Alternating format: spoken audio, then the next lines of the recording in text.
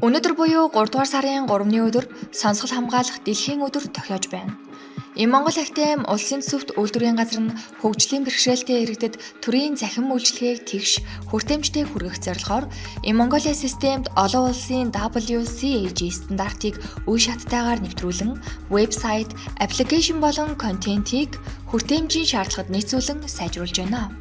Харааны бэрхшээлтэй иргэд дэлгэц унших програм ашиглан үйлчлэгийг бие даан авах боломжтой бол сонсголын бэрхшээлтэй иргэд 1111 төвийн 2 дугаар шугамар дохионы хэлбэрчтэй дүрс дуудлага хийж зөвлөгөө мэдээлэл авах нөхцөл бүрдээд байна.